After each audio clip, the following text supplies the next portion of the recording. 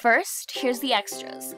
I chose these guys as extras because I really liked their voices and emotion, but they didn't fit a certain character, and I thought they deserved a part somewhere in the series. And they may or may not be recurring characters. They could be minor characters, if I could even go that far to say that. But yes, they're extras, and I'll be informing them when I do need them. Do you ever think about living another life? That something better is out there? For Mia's character, I kind of teetered back and forth between two voice actors, which was Stars to Shine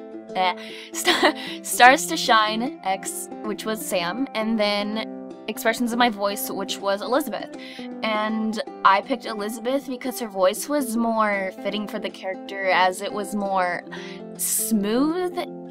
Like, that sounds kind of weird, but like, Sam's voice is more anime voice, kind of, if you know what I'm saying. And then Elizabeth's voice is more of a natural voice, which I wanted from Mia. And her emotion was actually really good for both the first line and the second line. I really liked her audition a lot. Mia, come out. This isn't funny anymore. Oh my god. Oh. Majestic Films, I was in love with your audition. Your voice just really, literally, I had sort of a preference for Sia, but when I heard your audition, I was like, this is our Sia. This is so Sia. She is perfect. Her emotion was so good. Like, oh, it gave me goosebumps, literally. And I just really like your pitch, like your voice. And you had a lot of bloopers, which I'm not sure if that contributed to me liking your audition more, but yes, I loved you for Sia. I cannot see anyone else for Sia besides you now. And you were like my first audition. Like, I heard your audition and immediately you were in my brain for Sia, and I would not allow myself to put anyone else for Sia. What the hell was that? What were you thinking? Okay, Zephyr. I have to admit that the voice actress I know in this one Skype chat, and she really wanted to be Zephyr, like, out of everyone. But that's not the reason I gave her the part. Well, it's one of the reasons I gave her the part, but it's not like one of those friend things. Like, her emotion was intense. Like, the line you just heard, oh... Wow, I loved her sassiness in her voice when she auditioned for this character, because this character's really sassy. And she has a really short temper, and I've heard her demo reel. I've heard Sophia's demo reel, and it's amazing. Like, that's probably the one reason that persuaded me the most, listening to her demo reel, because her demo reel was really good. It showed a range of emotions, and it was great. Does someone have a little secret? You can't tell me. I promise I won't speak a word. For Sadie, I had no idea what I wanted her voice to be. Like, I had not the slightest clue what I wanted her to sound like. And I got this audition from this person. I had no idea who she was. Like, she came out of nowhere. I had never even heard of her. And she had this really cool accent. Like, I don't know where it was from, but it sounded really cool. And her emotion, at first, in the first audition that she had, I didn't think it was actually that good, and so I asked her to do Sadie because she hadn't done Sadie before, and she got back to me, and wow, her emotion improved so much. Like, I'm so glad I gave her a second chance. It was perfect. Like, I loved it so much.